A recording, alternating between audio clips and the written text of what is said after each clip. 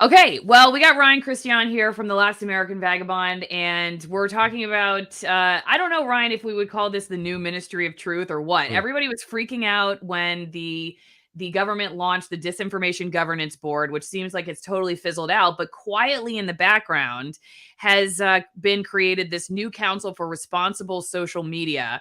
And it actually sounds quite a bit like the Disinformation Governance Board. It's Mhm. not necessarily full on government. Like it's not a Biden administration Right. in total, but it's a lot of government people, a lot of government types. A lot of people associated with Department of Homeland Security, the NSA, the CIA, former defense secretaries, and then like the Facebook whistleblower from the last year, and they're linked to a lot of like sort of I don't know, neoliberal kind of Democratic Party institutions. And there's some like, sort of neocon types too. So I'm not quite sure exactly what to make of it other than when I read the descriptions of what they're here to do, it's to they say publicly pressure social media, these big Mhm. tech platforms to protect democracy. It seems like more than anything, they're focused on protecting democracy and that's focused on how they feel like social media is spreading discord among people, propaganda, undermining elections, and undermining the integrity of government, frankly, and then just becoming a cesspool of misinformation. And I before I hand it over to you, I will say like the one thing whenever I see this stuff that for me is always questionable is how they look to like the little guy and gal online or other governments as being the main problem. And so this is why we have to have a committee for social responsibility or council for social responsibility. But a lot of them are government officials, and the government we know has been one of the biggest perpetrators of propaganda and Right. misinformation. So they never say that. They always are going after like Susie and Joe online on Facebook are a real threat to our democracy, and we have to figure out how those two can play nice. So I'm just curious, what are your first thoughts on all of Mm. it? Oh my God. I mean, even just as you're opening, I'm like this, that. There's so many thoughts and points to put together. It's incredible. But I mean, first of all, it's not. I mean, I know this is what you were saying when you're outlining that, or what you mean is that I don't. They're not trying to protect democracy. They're not trying. They're trying to protect their cornering of the market. You know what I mean? Their control over the flow of information, their control over what we are allowed to say or not, or what's bad and what's good. To your point, I mean, these are the very people that have been doing this. So it's ridiculous for them to come out. It's like them coming out and screaming about freedom and liberty in their foreign policy while they're actively removing that from people that they don't want. It's an illusion.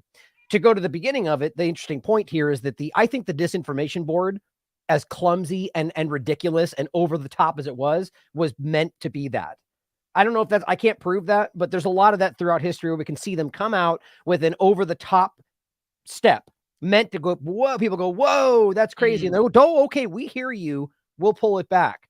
But this, you can even point out, as you can see, the financial flow has already been going on before that. So this never stopped. This got more powerful afterward. Maybe that's the whole point.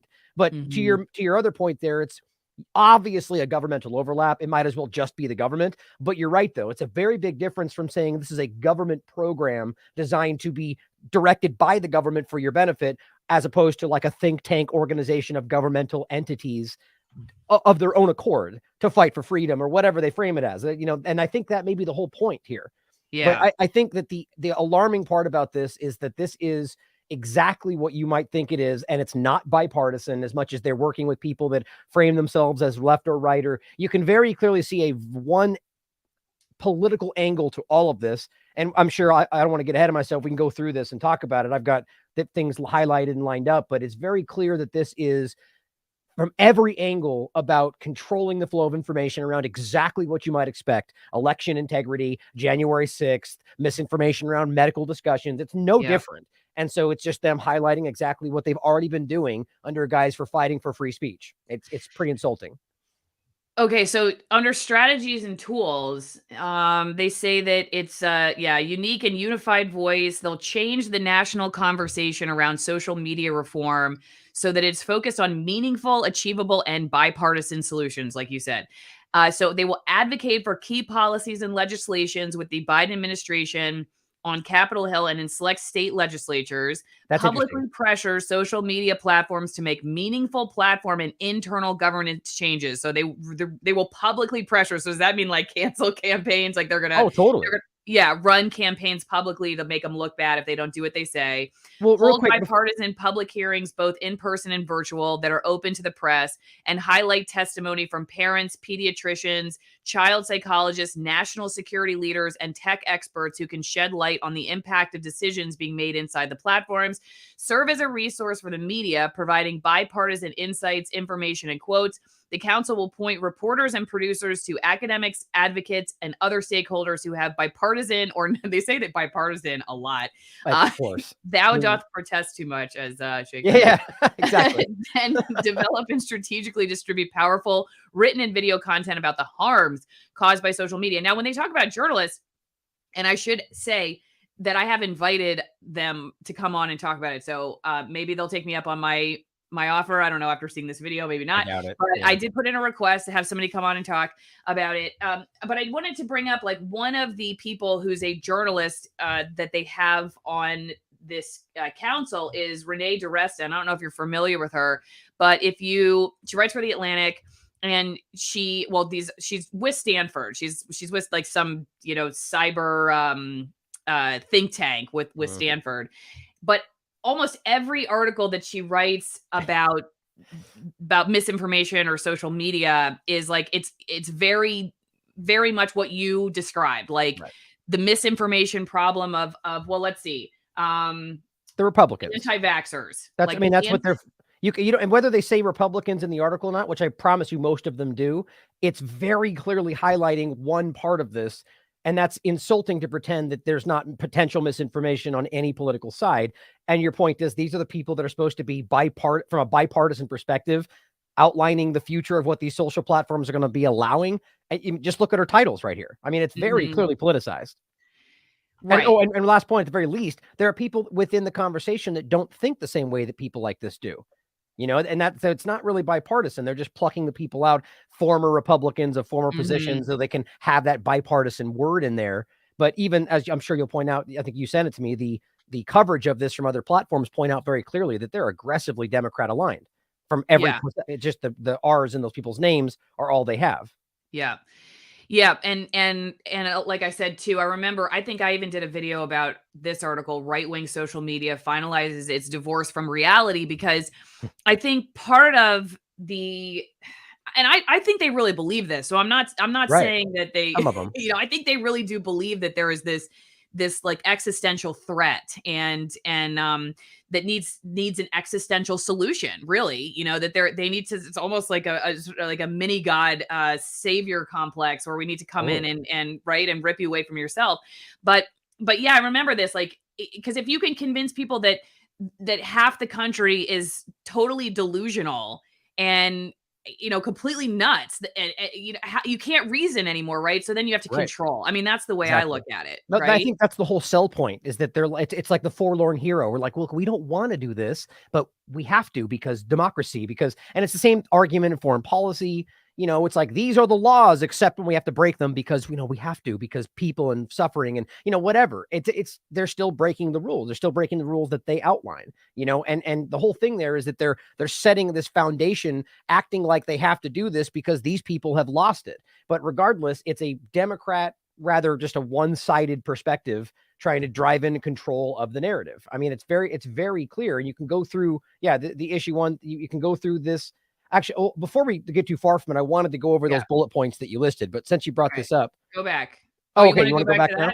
Yeah, okay. Either one you want to go into. I just had some points. Let's do funding since I have it up on the screen. They'll go back to the bullet points. Okay, issue one. Yeah. Okay, so go ahead. Well, I was just going to say, this is Influence Watch, and I haven't done a deep dive on Influence Watch, but I have cross-checked some of this stuff, and it seems like they pulling it from public, like open source records on who's funding it. So who are some of the Democracy Alliance is one, which is, liberal mega donors is how they describe it. I think that's accurate. Well, just read the first before you go past. Just look at again, it's almost even better if it's influence, because look at the very first line. Issue 1 is an organization that advocates for restricting election-related speech activity. Yeah, I mean, that's as clear as it possibly gets. Now, who out there is actively arguing that we should be restricting speech around elections? That's only one side of the paradigm right now, and at the end of the day, that's not free speech. So you have a group that's positioning themselves as fighting for free speech in social media platforms when their core mandate for themselves is to restrict speech in the ways they think, I guess, broadly undefined protects democracy or the, election integrity. These are all things that they use very liberally. And if you go down, well, actually before that, the next part of that says, while it purports to be bipartisan and works for former centrist Republican lawmakers, the group is associated with the Democracy Alliance network of, as you pointed out, liberal mega donors. And then the paragraph under history outlines how that group is outspokenly one-sided, and how it says right here that the group fights to basically suppress Republican candidates and support the others. And that's the groups that founded this entity and promote it. So you can't claim to be bipartisan when your funding and your core foundation comes from groups that act. Their point is they work with the Republicans that think like them. That's what they're saying right there. So It's not bipartisan. Yeah. Okay. So let's go down to donor organizations. Bohemian Foundation, David Rockefeller Fund, Democracy Fund, Leonard and Sophie Davis Fund, Rockefeller Brothers Fund, Schooner Foundation, Thornburg Foundation, William and Flora Hewlett Foundation, which I feel like I hear all the time talked about on the Gates whenever you're listening to like NPR, or NPR is like, we're funded by the Gates Foundation and the William and Flora Hewlett Foundation. So I know they were in the same circles. There's something to be said about pretty much every one of those, but the obvious ones stand out: the Rockefeller Brothers Fund, the David Rockefeller Fund. I'm not actually very what's the Bohemian Foundation? Do you know anything about that? I was interested because there's the name. I don't think there's any overlap with Bohemian Grove concept, but it's an interesting title, and I'm just curious if you knew anything about it. It says Bohemian Foundation is a private foundation based in Fort Collins, Colorado, that conducts grant making in local communities in 4 main program categories: community, music, global, and civic. It was founded in 2001 by medical device heiress Pat Stryker, a major donor to left of center causes. Stryker helped from the Colorado Democracy Alliance, the state level predecessor and model for the National Democracy Alliance Liberal Donor Consortium. Takes its name from the Bohemian movement of 19th century Europe.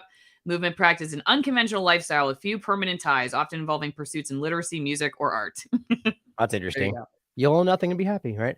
But if you go to it's not a secret, but it lists the CEO down there, and I was going to make a point about that. Nick Henneman serves as the CEO. I mean, that's okay. It's the guy's name.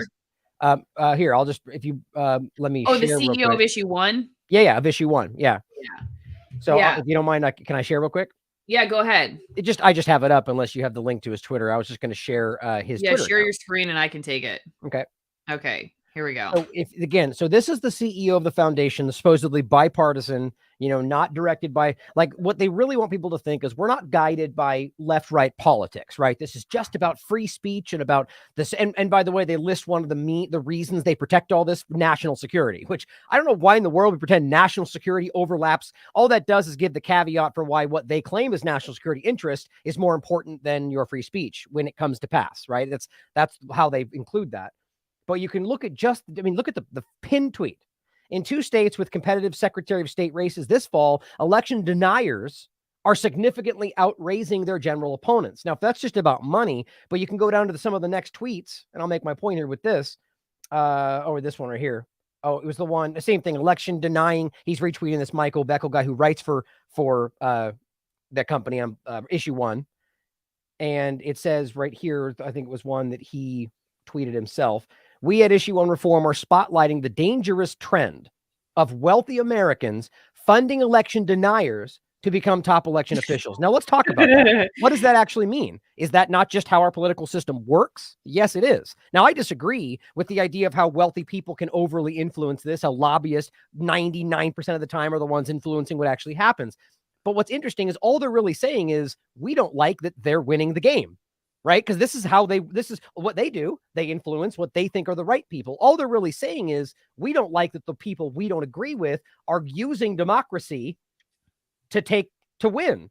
And so what's their argument? That we only like democracy when we get what we want, or the people we agree with get elected? That's what they're saying right there.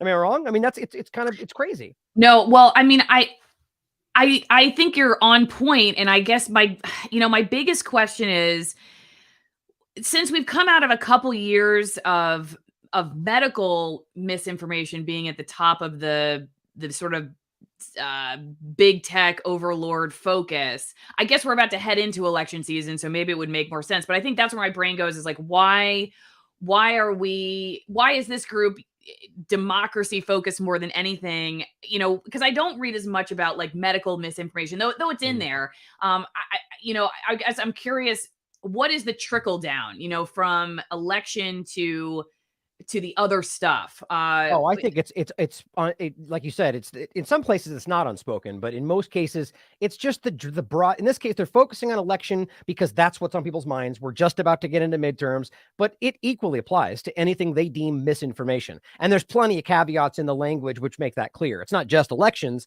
Anybody that's misinforming in ways they think is dangerous to democracy or whatever, and that applies to literally anything, as we've seen them broadly apply it. Right, it's a threat to our democracy to challenge the vaccine, whatever, right? Yeah. So I think it's easy to point that out. Right. Well, yeah, and maybe, in their minds, it's the greatest threat. Not that the other stuff isn't, but because if their idea of democracy, or who's in control of that idea of democracy, dissolves, then who cares about the healthcare system or anything else, right? Because it's just downriver, downstream. Like we have to keep the country together, and you dissenters under the sort of control, though they wouldn't use this terminology, but together and unified for this purpose, the way we see democracy and the way we see government functioning. Because otherwise, we'll just have more things like pandemics and whatnot where people aren't doing what we say. So it's all kind of like, I guess, downstream from that. I do agree there are some people in the agenda even that may think that's what they're fighting for, even though that's not really the reality, in my opinion. But I think from the top down, those are the words they use, like equity and sustainability, when they're not really trying to achieve that. In my opinion, it's about using the flowery language to trick people into thinking they're doing right by them. That's what I think. But regardless, I think that what they're trying to sell you on is not just about elections. And I think that's very clear, because they're in the insinuation, again, where they don't say it, other places they do, is that, well, if Republicans or whatever the person that they're not saying Republican in this case, but people that deny elections get into power, those are the people that are spreading vaccine misinformation. Those are the people that are allowing these ideas that challenge the facts to be continue. But the reality is, we know that's not the full picture. And even then, who's deciding what's true and not? Who's deciding the facts? These people that have very clear political motives, so it's just not honest. I mean, let's put it like this. Let's hypothetically say, and this is what the guy was just saying, let's say whether high level donors are the ones influencing it or not. Let's just say that that the people of the whole country, or any state you want to pick, in fact, truly, legitimately elect somebody who is wrong, who is lying, who doesn't know what they're talking about. Isn't that democracy? It is, right? So here's the problem, is that they don't like that. They say, well, look, but this person's lying.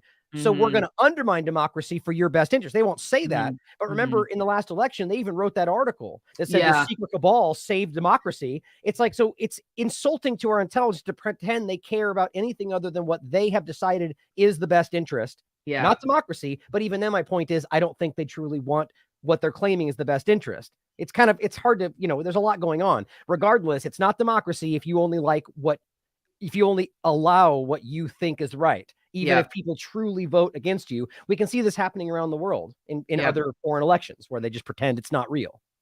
Yeah, this is what you were referencing. I remember a lot of people were like, they admitted it. This just goes to show how different reality is depending on the lens through which you're looking at it, right? Because if what the folks who driving this really believed was that they were screwing with elections, they wouldn't be bragging about it in the way that they were. They do think it, but they think it about it in the way that a lot of journalists think about what journalism is. Like, well, I have to do it differently because there's this great threat, and I'm saving journalism. Don't you see? I'm saving you. Like, some of them. This is my point, though. It's nuanced, and I know this is hard for some people to wrap their mind around.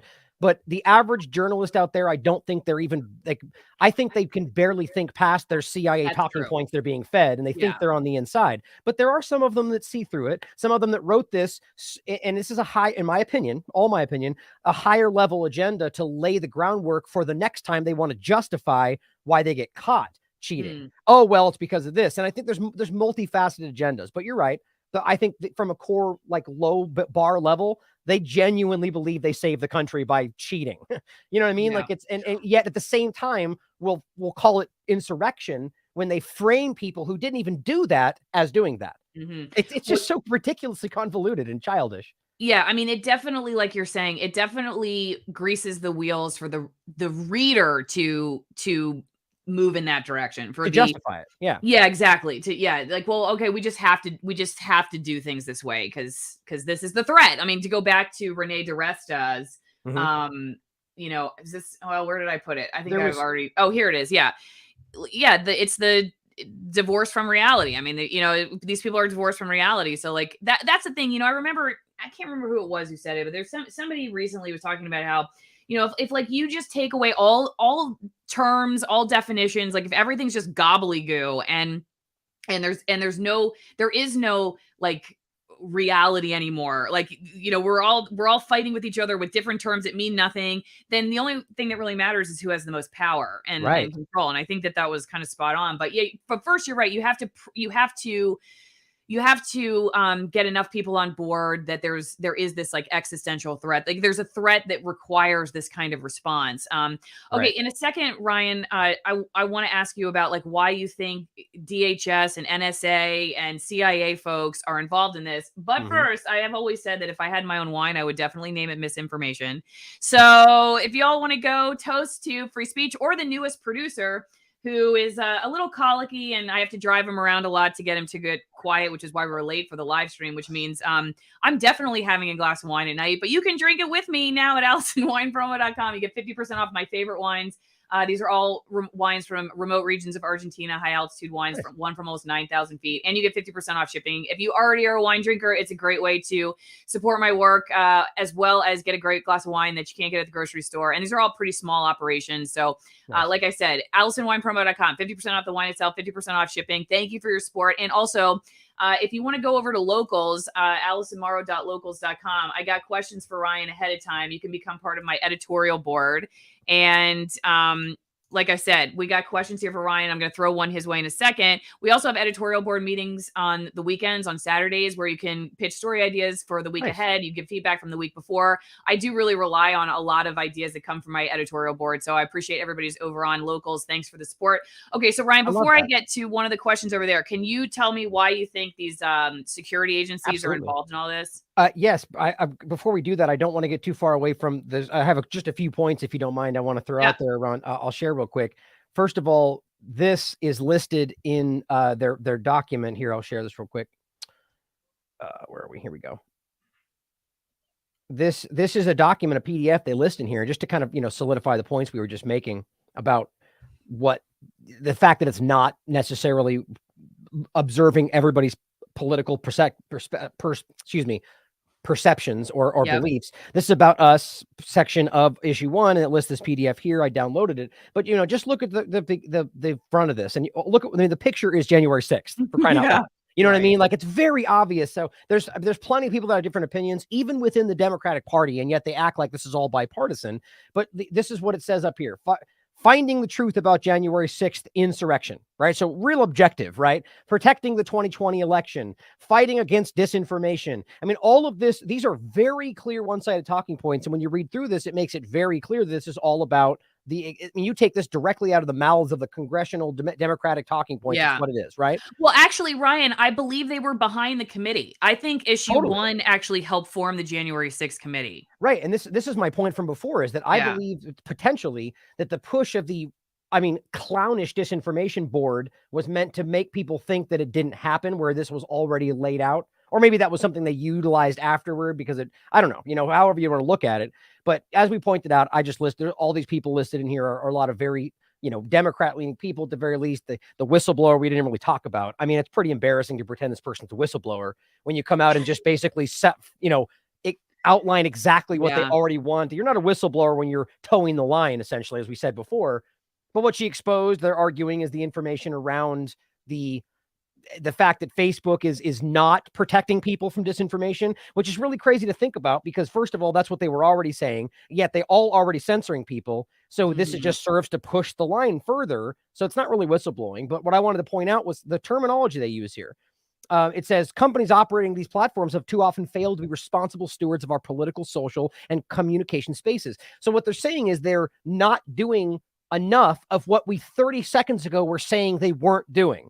Think about how dumb that is. They were moments ago, they were defending that these people aren't censoring you. They're not, doing anything like this to you. And now they're going all the way over on top of that and saying they're not doing enough.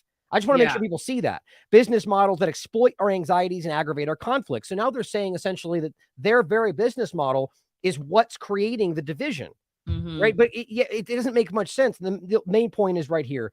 The question is, are they willing to take the steps necessary to make things truly better, or will they continue pretending that they're just neutral pipelines of data information? So are you literally admitting that they're not neutral, that they are part of the government? I mean, think about what they're saying right there. I'm so glad you brought that up because I meant to flag that too. That last sentence there is so hilarious. Right. Who is pretending they're neutral pipelines of data and information? I have never in my life they're jumping over the argument that they were moments ago making and almost agreeing with what we were saying before when they were calling us conspiracy theorists. This is it speaks to how far ahead the independent media keeps being of their agendas, to where this is how clumsy it looks when they initiate the next step.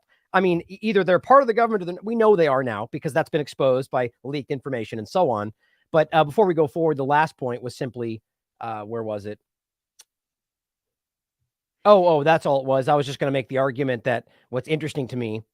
Oh, and this is the Facebook whistleblower, someone who was close. She basically, the reason she joined Facebook, she says somebody was close to her was radicalized online and she felt compelled to take action. So she started from a right or left leaning politicized position. And she stated the thing I saw on Facebook over and over again was there were conflicts of interest between what was good for the public and good for Facebook. So the same point, now you're attacking the very group that has been censoring based on what you've been arguing. But here, I saw this related: Buffalo mass shooting suspect radicalized by fringe media online. The reality being that ultimately they weren't. All the information that was on these platforms were also on all Twitter and Facebook platforms as well. Anyway, those are the points I had there. But to your question, sorry, you want to say something? No. Well, I wanted to flag again. You went into Nick Penniman thoroughly, right? You feel like you did that enough. Okay, yeah, go ahead. Sorry. I mean, I don't know. I could go further if you'd like, but that was just pretty much scrolling through his Twitter feed. Anybody that wants to do that, I mean, it's embarrassingly obvious that it's everything you might expect from somebody who's very partisan and all the same talking points and promoting the same ideas. And they're, framing themselves as people that are going to be objective and fight, about truth and not just political ideas. It's childish. It's obviously not the case. Okay. I think that's your question, by the way, if you want me to get into the DHS. No, I think, no, that's good. I think it's a good primer on, because I wasn't even familiar with him until this stream. So, until researching for this stream. So, I think that's good, but people can look him up. I mean, it's fascinating because a lot of these people, I think, have their fingers in different pies. So it's, it could take you a while to do a lot of research, but I think that was pretty good. Okay. One quick question before we go, Ryan, from Locals. Can you ask Ryan if he thinks we need to separate social media from our democracies like we separate the church and the state? If yes, how do we do it? Or how do we prevent that we will elect the president in 10 years via a Twitter poll? I don't know. I'm just curious. What do you think? I mean, what's your thought on all this? I know you're a big free speech advocate. So what do you think? Like if someone says, yeah, but I mean, come on, there's all these problems that arise from disinformation or misinformation. Okay. Like what's your go-to line? Oh, I will answer that. But let's take it a step back, actually. What are the problems that arise from that? Truly. Arise from what? Electing a president via No. poll? The problems that arise from the so-called spread of disinformation. Let's just say that there is people sharing fake information. What are the problems that arise from that? Personally, I don't see it. I mean, look, you can make up no worse than what would come from some of the, from other information. I mean, well, first of all, the government's lying to us as a matter of policy. Yeah, so that happens all the time. But the only issue that we perceive is the way that they frame it as those ideas leading to X, Y, and Z. But the reality is you're grown up listening out there. You have discernment. You're making your own choices. If you're pretending that you need a government to step in and decide what you're allowed to see before you look, I mean, does anybody actually think that? I mean, maybe today, but I think the problem is not that there is no problem. That the problem is that people making bad choices because they decide to. If you want to look at information and be swayed by people that are lying, well, first of all, they have a right to be wrong.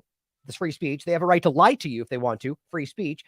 The problem is that people then, because we're in a situation where we act like you have the paternalism, the government doing what's best for you, that you don't take the responsibility to own that information, do the research, the due diligence, and find out if it's accurate. And even then, I don't see how this translates into real world problems. That's just my point. Any problem you would point at, I would make the argument is not because of disinformation. It's because of personal responsibility. Period. Yeah, well, no, I mean, I think it's a great point to end on. Well, but I wanted to answer that guy's question. Unless you, no, I'm not in a rush. We can talk for a while if you want, but I know you. Yeah, no, I would honestly. Well, I have to run for an appointment. Sorry, everybody. I'm trying to fit in motherhood, streaming with Ryan, and getting to an appointment all in the same hour. So I don't know how you do it. Fun. Well, yeah. If you have any final thoughts on that question or just anything else, Ryan, yeah, go for it. I think that first of all, I really hope that we can, from an objective perspective, question the democracy, the election. The idea that whether we truly have influence over the things that, they're going to build this decades-long plan and then just hope that we vote for it. Come on, guys. We need to think past, I'm not saying it's completely gone, but let's just question the reality of that. But then the point is that, I don't think that overlaps at all. I think that the problem begins the moment the government decides to say they have any reason to dictate the flow of information at all. It's about free speech. And as always, if you're not willing to defend the worst of the speech, then you don't believe in free speech. The point is having an open flow of information that includes the worst of the worst, which can be pretty bad. But as long as there's more information, the truth, the information on top of that, people will be swayed. I'm not going to say the people out there that aren't smart enough to think past their shoelaces might not get persuaded by some very, well-reasoned argument that's false.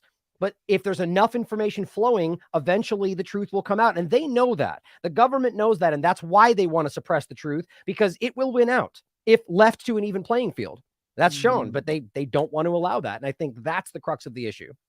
Totally, yeah. And I guess I just, at the end of the day, I have no confidence in the people who would be in control of the information that's allowed to make the decisions that it's the right information, right? I mean, I know, at least from the journalist standpoint in mainstream news, if they're going to be like in the committees or they're going to be the ones perpetuating whatever the narratives are, I know how little, like you said, I mean, the time and the ability to research and to understand, like just how blind I was to so much of this stuff.